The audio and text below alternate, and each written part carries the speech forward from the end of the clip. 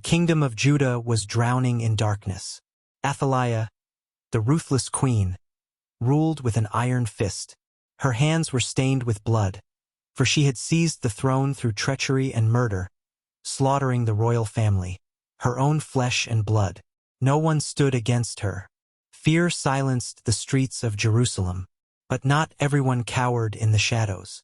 Jehoiada, the high priest, watched the chaos with a heavy heart. The temple had always been a place of peace and worship, but now it became a secret sanctuary, a hiding place for the last hope of Judah. Joash, the infant son of King Ahaziah, had been spared from Athaliah's massacre. He was the rightful king, the last of David's line, and Jehoiada had sworn to protect him at any cost. Jehoiada's wife, Jehosheba, had rescued the boy and brought him to the temple. For 6 long years, they kept him hidden, raising him in secret, teaching him the ways of God and the legacy of his forefathers. The temple became their fortress, and every day was a delicate dance between hope and fear. One evening, Jehoiada stood by the temple's great pillars, watching the flickering lamps of the sanctuary. Joash, now 6 years old, sat nearby, tracing his small fingers along the carvings in the stone. "Jehoiada," Jehosheba said softly, coming to stand beside him, "how much longer can we keep him hidden? Athaliah's spies are everywhere." Jehoiada's face was grim. "Not much longer. The time is near. God has preserved Joash for a purpose, and we must act soon. If we wait too long, the people will forget the promise of David's line. But if we move too quickly, we risk losing everything." He knelt beside Joash, placing a hand on the boy's shoulder. "Joash, listen to me. One day soon you will stand before the people of Judah as their king. You are the son of David, chosen by God to lead his people. Never forget that." Joash looked up at him with wide eyes, innocent yet brave. "Will I be a good king?" Jehoiada smiled, though his heart ached at the weight the boy would carry. "Yes, my son. If you follow God, you will be a king unlike any other." That night, Jehoiada prayed long into the early hours, seeking God's guidance. Finally, the answer became clear. The time had come to restore the rightful king. Jehoiada called the captains of the royal guard, trusted priests, and loyal Levites. In a hushed voice, he laid out the plan. "This is what we will do. On the Sabbath, we will bring Joash out and anoint him as king in the temple courtyard. You will stand guard with your men, one group at the north gate, one at the south gate, and one at the entrance. No one is to enter unless they are with us. If anyone tries to stop us, you are to strike them down." The men nodded solemnly. They knew the risk. If they failed, Athaliah would destroy them all. The appointed day arrived. The temple was filled with tension and anticipation. Jehoiada stood before the crowd, holding the small but determined hand of Joash. His voice rang out with authority.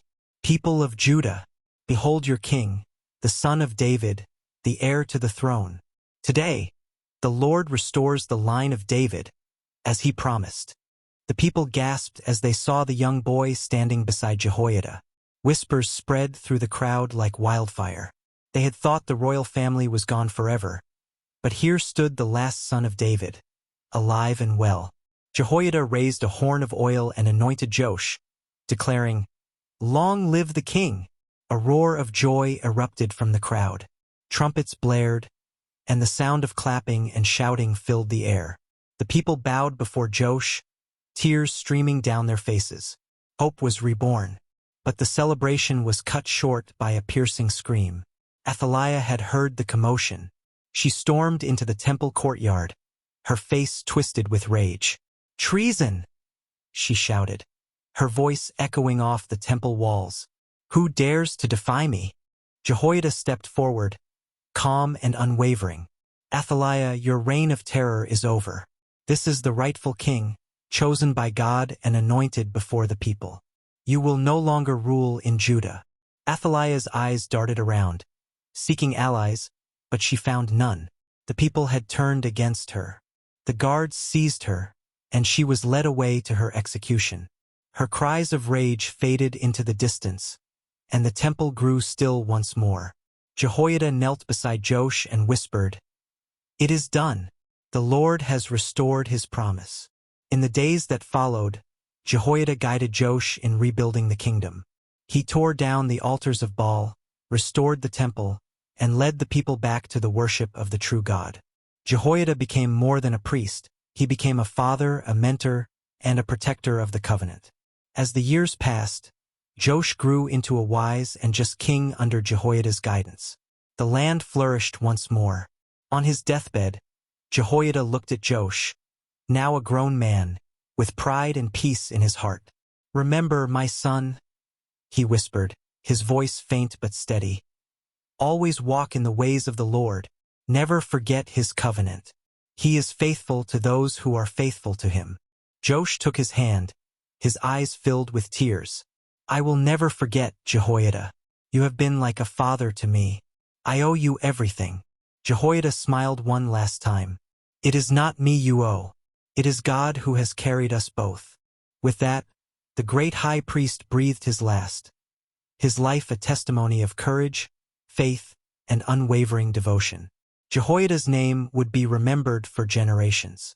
He was the man who saved a king, the guardian who kept God's promise alive, and the servant who risked everything to see God's will fulfilled. His story is a reminder that one man's faith can change the course of history.